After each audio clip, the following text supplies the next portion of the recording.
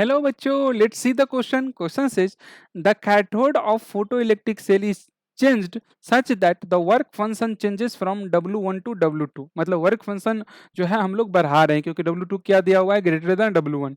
If the current before and after change are I1 and I2, all other condition remains remaining unchanged, then assuming h nu is greater than w2, then which of the following option is correct? I1 is equals to I2, या I1 is less than I2, या I1 is greater than I2, या I1 is less than I2, and which is less than 2I1. तो let's see the solution. यहाँ पर हमको cathode of photo electric cell है उसको change करते हैं such that the work function changes from W1 to W2. मतलब अब पहले मान लो कि ए मटेरियल था जिसका वर्क फंक्शन कितना था W1 था. ओके, अब मटेरियल चेंज कर रहे हैं, अब वर्क फंक्शन कितना कर रहे हैं W2. अब रे ऑफ लाइट अगर इस पे इंसिडेंट कर रही है, रे ऑफ लाइट इंसिडेंट कर रही है जिसका एनर्जी कुछ भी है मान लेते हैं इसका एच न्यू फ्रीक्वेंसी के साथ इंसिडेंट कर रही है, इसके बाद यहाँ से इलेक्ट्रॉन अगर इमिट हो रहा है तो फोटो इलेक्ट्रिक इमिशन होगा. और यहाँ पर क्लियर दे रहा है कि अगर जो है सेकंड केस में भी अगर एनर्जी अगर एच न्यू से इंसिडेंट कर रही है लाइट तो इलेक्ट्रॉन का इमिशन हो रहा है क्योंकि हम लोग को दिया हुआ है एच न्यू का वैल्यू क्या है, ग्रेटर देन है सेकंड वाले वर्क फंक्शन से. ओके, तो बोल रहे हैं कि पहले केस में अगर करंट जो है I1 था, जो इलेक्ट्रॉन इमिट हो रहा है उससे की वजह से जो करंट हो रहा है I1 क्या है, करंट. करंट जो है पहले केस में करंट अगर I1 था, मतलब करंट जो था I1 था, तो दूसरे करंट में अगर करंट I2 हो जा रहा है तो I1 और I2 में क्या रिलेशन होगा, ये हमसे पूछा हुआ है. ओके, अब एक बात समझते हैं कि ये फोटो करंट जो होती है वो बनती क्यों है. जब हम रे ऑफ लाइट को इंसिडेंट कराते हैं मेटल की सरफेस पे, अगर उसका एनर्जी जो है या उसका जो फ्रीक्वेंसी जो है वो अगर थ्रेशोल्ड फ्रीक्वेंसी से ज़्यादा हो तो हमारा इलेक्ट्रॉन का इमिशन होगा. और इलेक्ट्रॉन का जो इमिटेड होता है तो इलेक्ट्रॉन का जो फ्लो होता है जिसके कारण करंट बनती है. ओके, तो फोटो इलेक्ट्रिक करंट जो है वो डिपेंड किस पे करती है कि ये कितना ज़्यादा इलेक्ट्रॉन निकलेगी. ये डिपेंड करती है कि हम लोग जो लाइट इंसिडेंट करा रहे हैं उसका फ्रीक्वेंसी उसका इंटेंसिटी हम लोग बढ़ा रहे हैं कि नहीं. ज़्यादा देखो, ज़्यादा अगर फोटोन इंसिडेंट होगा तो ज़्यादा electron if intensity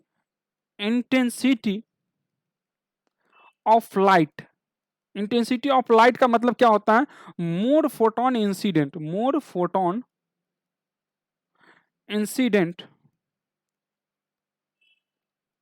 on surface, metal surface.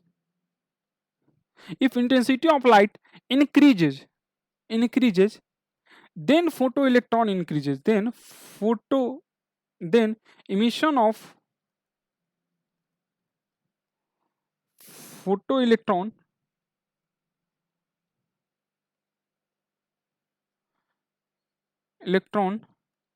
increases. Okay, otherwise हमारे वर्क फंक्शन से इसका फोटो इलेक्ट्रॉन इमिट कर रहा है उससे कोई लेना देना नहीं है. ठीक है, अगर इंटेंसिटी बढ़ाएंगे तो नंबर ऑफ फोटो इलेक्ट्रॉन जितना ज्यादा होगा और करंट बढ़ेगा, लेकिन उसको वर्क फंक्शन से कोई लेना देना नहीं. अगर वर्क फंक्शन ज्यादा बढ़ रहा है तो हमको उस लाइट जो फोटोन इंसिडेंट करा रहा है उसका फ्रीक्वेंसी बढ़ाना पड़ेगा ताकि इमिशन जो हो सके.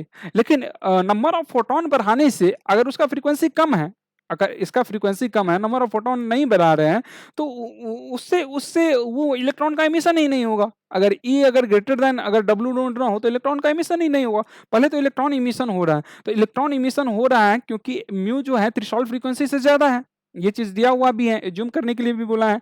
तो अब अगर फोटो इलेक्ट्रिक करंट बढ़ाना है तो हमको फोटोन को, नंबर ऑफ फोटोन इंसिडेंट को बढ़ाना पड़ेगा, मतलब इंटेंसिटी ऑफ लाइट को बढ़ाना पड़ेगा. वो हमको बोला है कि all other condition remaining unchange, जिसको बोल रहा है कि दूसरा कंडीशन तो अनचेंज कर ही नहीं रहे, मतलब इंटेंसिटी के साथ कोई छेड़खानी कर ही नहीं रहे हैं, सिर्फ और सिर्फ हम लोग वर्क फंक्शन चेंज कर रहे हैं. और वर्क फंक्शन चेंज होने से उसके नंबर ऑफ फोटो इलेक्ट्रॉन पे कोई इफेक्ट नहीं पड़ता है. इसका मतलब करंट जो इनिशियली अगर I1 था तो बाद में भी उतना ही number of photo electron emit होगा और I1 बराबर क्या होगा, I2 होगा. I1 बराबर क्या होगा, I2. So option A is the correct answer. Hope you will understood it well. Best of luck.